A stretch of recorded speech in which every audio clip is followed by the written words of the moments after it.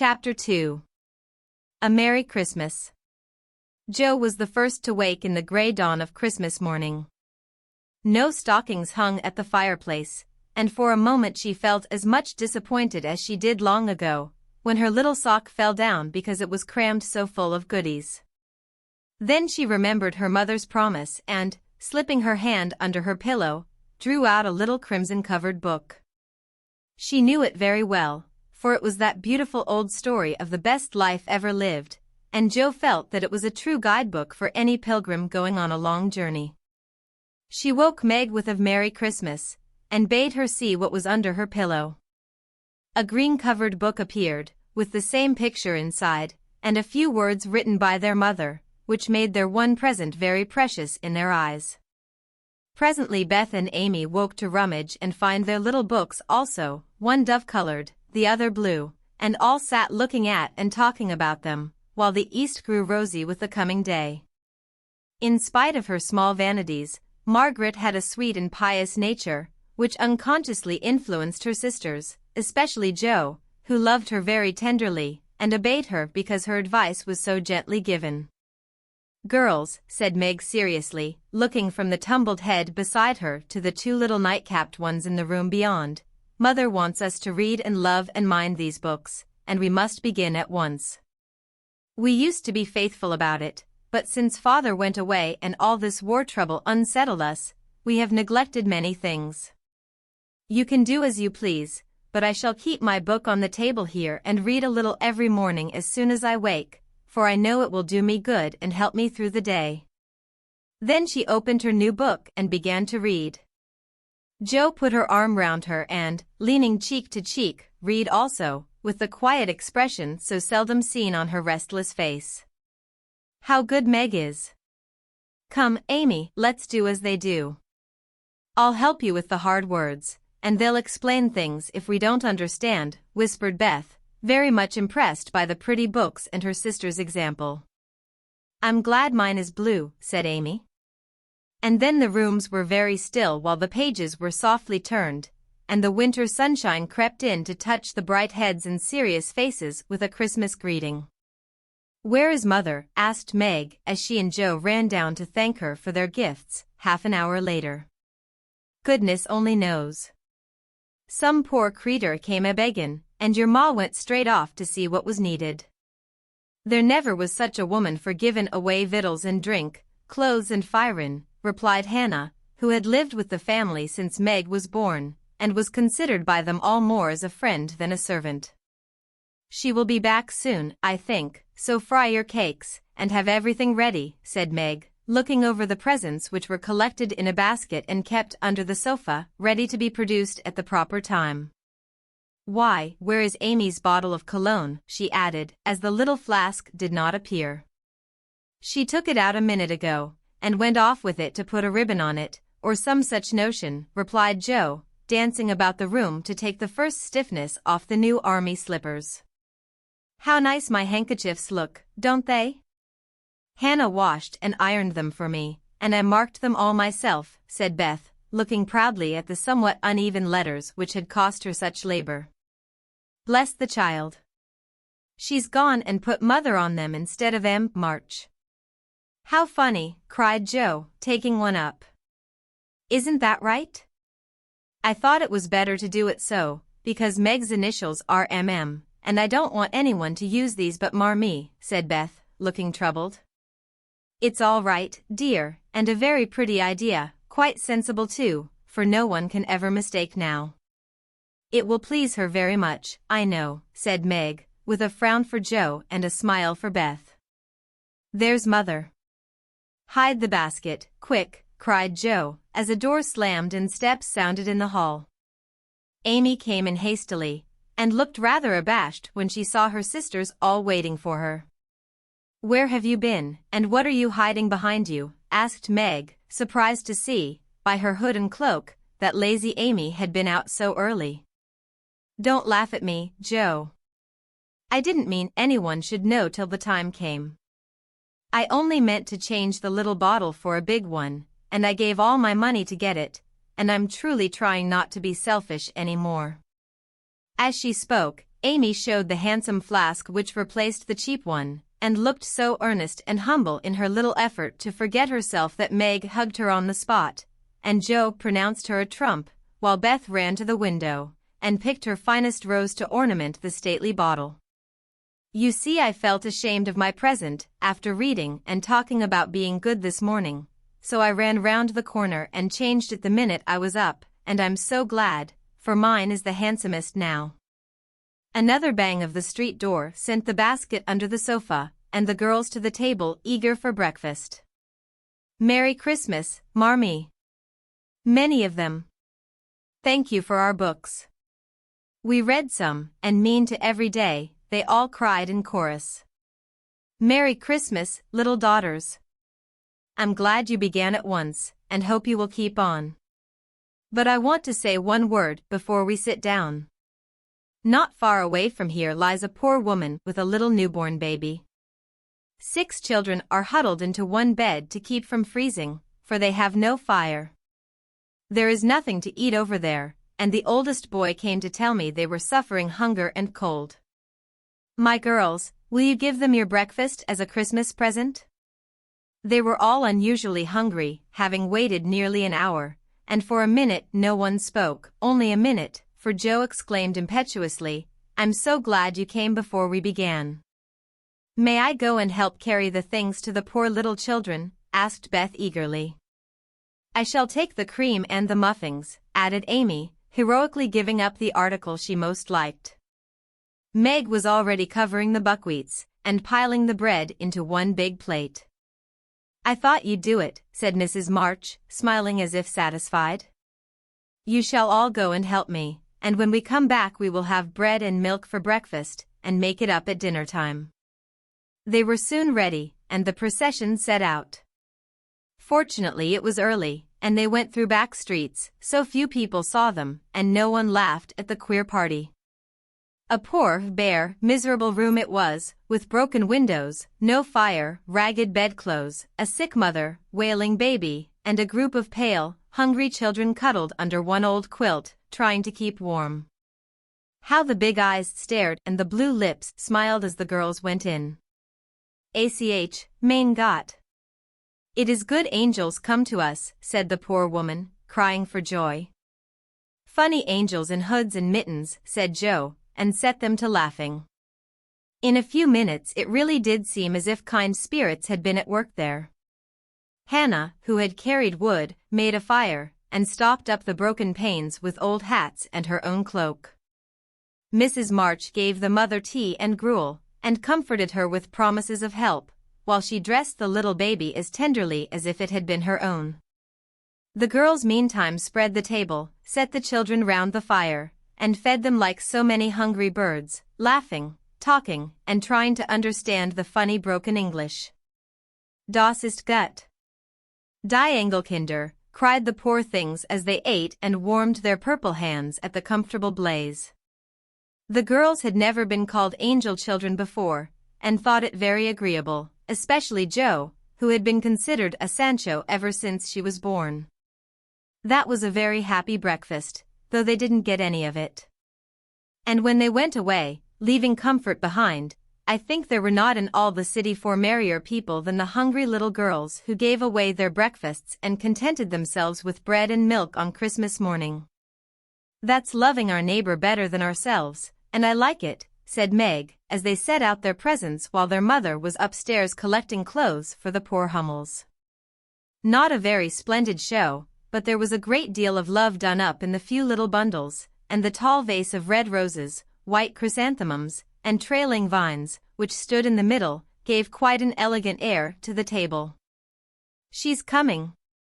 Strike up, Beth. Open the door, Amy. 3 cheers for Marmee, cried Joe, prancing about while Meg went to conduct Mother to the seat of honor. Beth played her gayest march. Amy threw open the door, and Meg enacted escort with great dignity.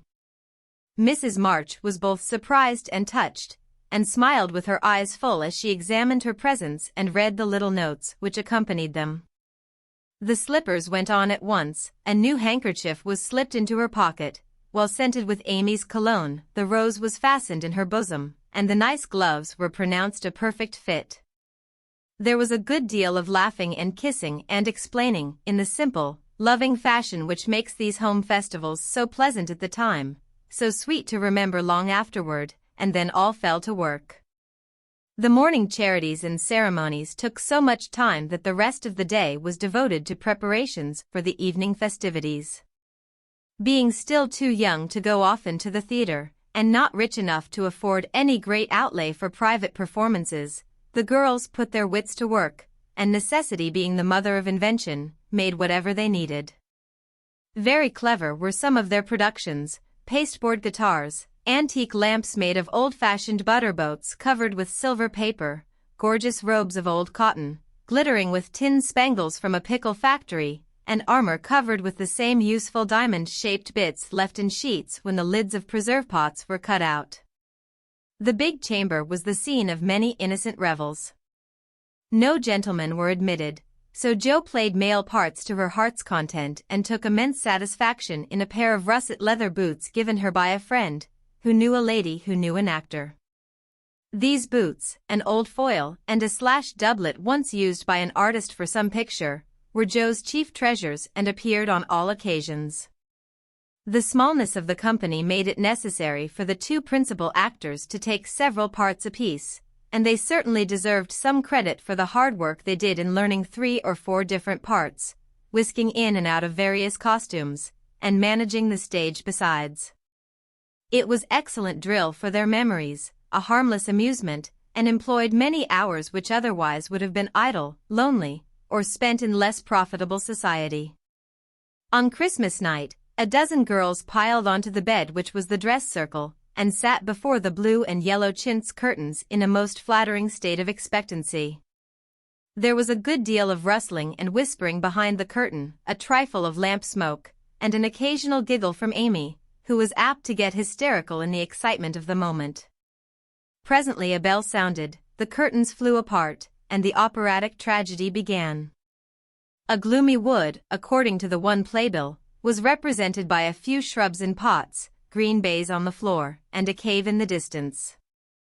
This cave was made with a clothes horse for a roof, bureaus for walls, and in it was a small furnace in full blast, with a black pot on it and an old witch bending over it. The stage was dark and the glow of the furnace had a fine effect, especially as real steam issued from the kettle when the witch took off the cover. A moment was allowed for the first thrill to subside, then Hugo, the villain, stalked in with a clanking sword at his side, a slouching hat, black beard, mysterious cloak, and the boots. After pacing to and fro in much agitation, he struck his forehead, and burst out in a wild strain, singing of his hatred for Roderigo, his love for Zara, and his pleasing resolution to kill the one and win the other. The gruff tones of Hugo's voice, with an occasional shout when his feelings overcame him, were very impressive, and the audience applauded the moment he paused for breath. Bowing with the air of one accustomed to public praise, he stole to the cavern and ordered Hagar to come forth with a commanding, "What ho, minion! I need thee." Out came Meg, with grey horsehair hanging about her face, a red and black robe, a staff, and cabalistic signs upon her cloak. Hugo demanded a potion to make Zara adore him, and one to destroy Roderigo. Hagar, in a fine dramatic melody, promised both, and proceeded to call up the spirit who would bring the love philtre.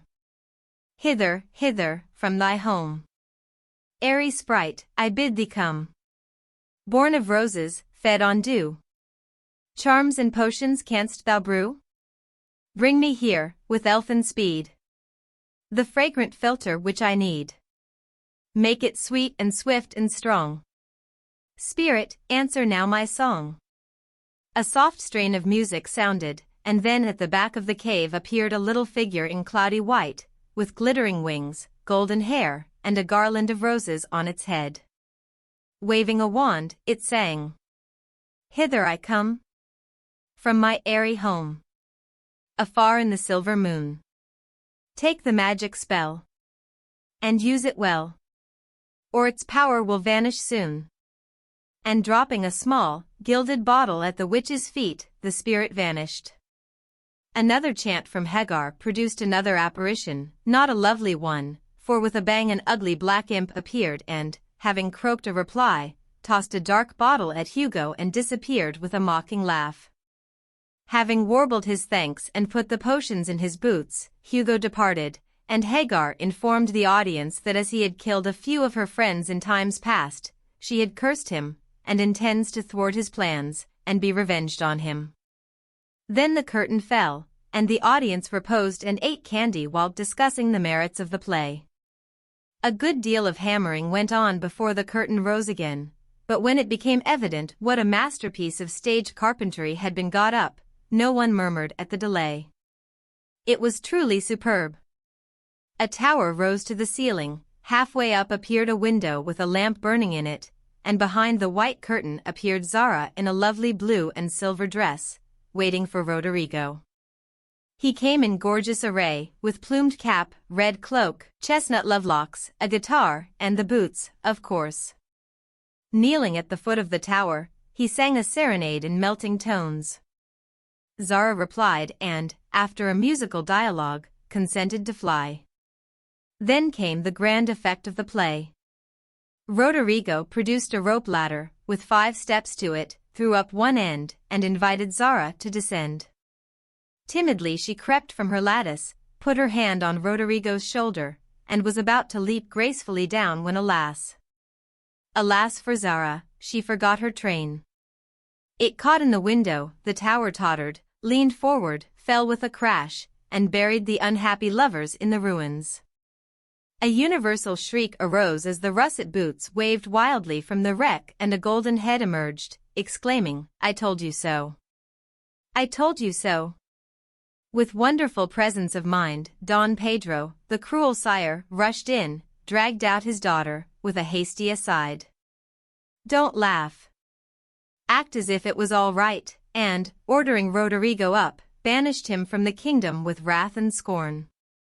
Though decidedly shaken by the fall from the tower upon him, Roderigo defied the old gentleman and refused to stir. This dauntless example fired Zara. She also defied her sire, and he ordered them both to the deepest dungeons of the castle.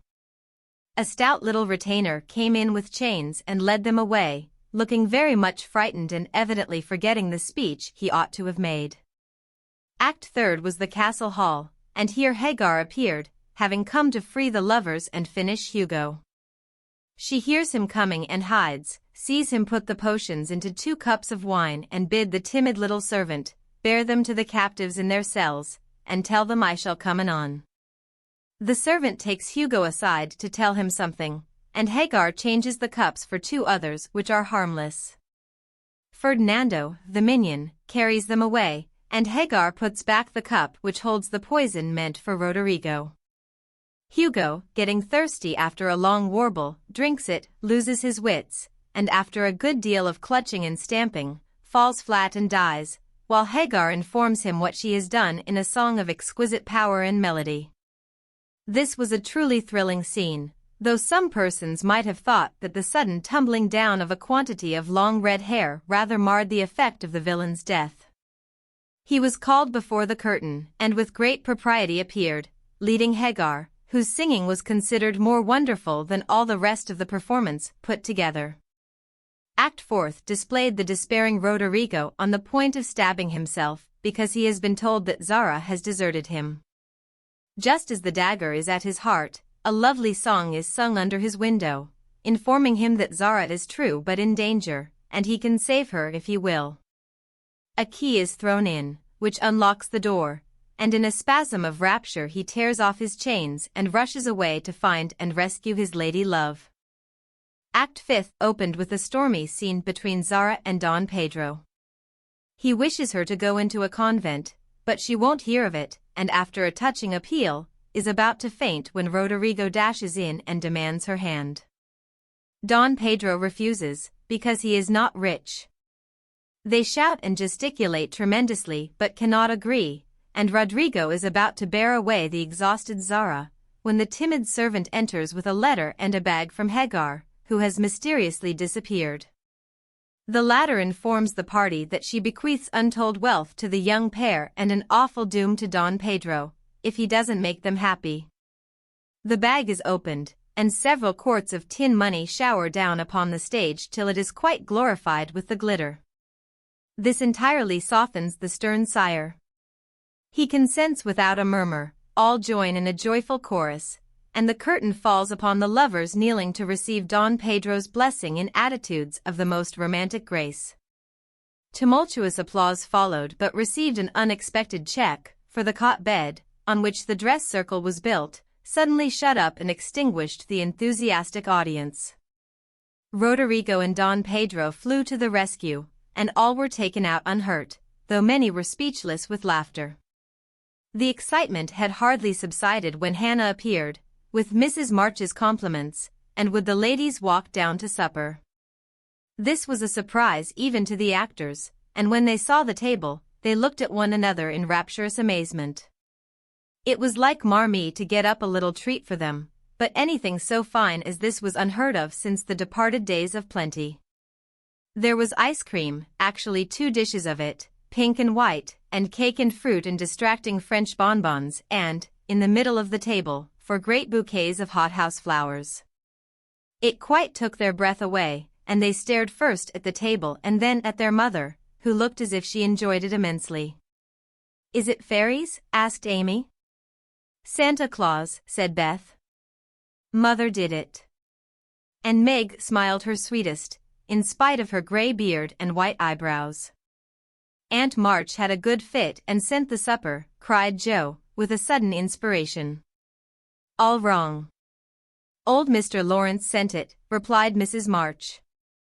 "The Lawrence boy's grandfather. What in the world put such a thing into his head?"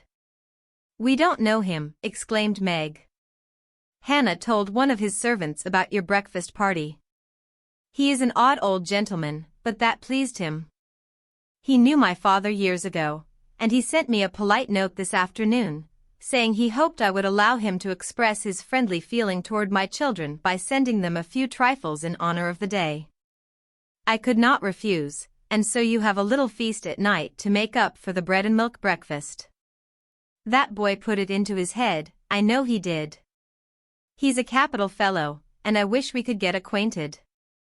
He looks as if he'd like to know us, but he's bashful, and Meg is so prim she won't let me speak to him when we pass," said Joe, as the plates went round, and the ice began to melt out of sight, with O's and AHS of satisfaction.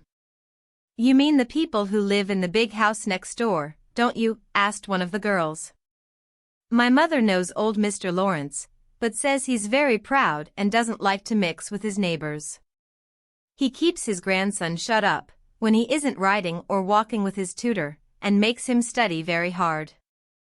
We invited him to our party, but he didn't come. Mother says he's very nice, though he never speaks to us girls.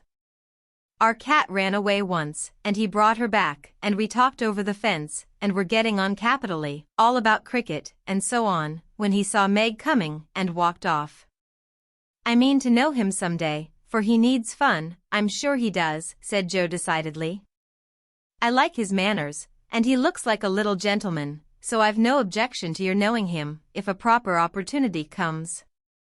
He brought the flowers himself, and I should have asked him in, if I had been sure what was going on upstairs. He looked so wistful as he went away, hearing the frolic and evidently having none of his own." "It's a mercy you didn't, Mother," laughed Joe, looking at her boots. "But we'll have another play sometime that he can see. Perhaps he'll help act. Wouldn't that be jolly? I never had such a fine bouquet before. How pretty it is." And Meg examined her flowers with great interest. "They are lovely. But Beth's roses are sweeter to me," said Mrs. March, smelling the half-dead posy in her belt. Beth nestled up to her, and whispered softly, "I wish I could send my bunch to Father. I'm afraid he isn't having such a Merry Christmas as we are."